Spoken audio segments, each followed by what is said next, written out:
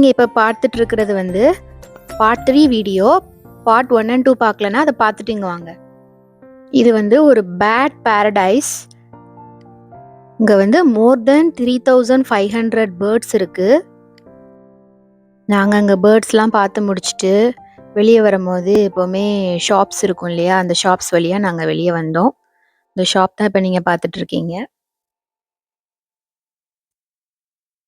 So இதோட bad paradise முடிஞ்சுது. இதோட லாங் வீடியோ வந்து நான் குயிக்காக போஸ்ட் பண்ண ட்ரை பண்ணுறேன்.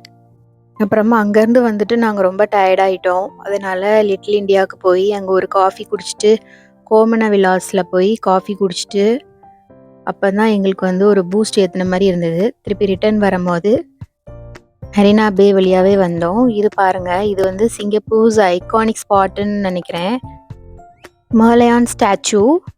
ஸோ சிங்கப்பூர் வரைக்கும் போயிட்டு மர்லியான் ஸ்டாச்சு பார்க்காம வந்தால் எப்படி? ஸோ அங்கே போயிருந்தோம். அங்கேருந்து பார்க்கும்போது அந்த மெரினா பே எல்லாமே தெரிஞ்சுது. Represents lion head. Singapore city's original name வந்து சிங்கப்பூரா, அதாவது லயன் சிட்டின்னு அர்த்தம். Usually stunning at night when the city lights glow. இது வந்து லொக்கேட்டட் நியர் மெரினா பே. அந்த மெரினா பேவில் வந்து லைட் ஷோ மாதிரி போட்டிருந்தாங்க. அந்த லைட்ஸ் வந்து ஒவ்வொன்றும் மாறி மாறி சேஞ்ச் ஆகிட்டு இருந்தது. ஃபஸ்ட்டு க்ரீனில் இருந்தது, அப்புறம் ரெட்டில் வந்தது, அதுக்கப்புறம் ப்ளூவில் வந்தது. பார்க்குறதுக்கு வந்து ரொம்ப அட்ராக்டிவாக இருந்தது. அந்த லைட்ஸ் வந்து அப்படியே டான்ஸ் ஆடுற மாதிரி இருந்தது. அன்னையோட டே அப்படியே முடிஞ்சுது. அப்புறம் மறுநாள் வந்து நாங்கள் எங்கள் அண்ணா வீட்டில் தான் ஸ்டே பண்ணியிருந்தோம். அது பக்கத்துலேயே வந்து ஒரு ரிவர் மாதிரி ஒன்று இருந்தது. அதில் டார்டாய்ஸ்லாம் வந்து இருந்தது. அதை பார்க்குறதுக்காக கூட்டிகிட்டு போயிருந்தாங்க. அப்புறம் அங்கே இருந்துட்டு நாங்கள் வந்து பக்கத்துலேயே ஒரு பீச் இருந்தது, ஒரு சின்ன பீச்சு. அங்கே போயிட்டு கிட்ஸ் வந்து சாண்டில் விளையாண்டுட்டு இருந்தாங்க. அப்புறமா அங்கேயே வந்து பிரேக்ஃபாஸ்ட் சாப்பிட்றலாம் அப்படின்னு சொல்லிட்டு திருப்பியும் அவங்க வீட்டு பக்கத்துலேயே வந்து ஃபுட் கோர்ட் இருந்தது. ஃபுட் கோர்ட்லேயே வந்து நாங்கள் சாப்பிட்டுட்டு அதுக்கப்புறம் தான் நாங்கள் வீட்டுக்கு கிளம்புனோம்.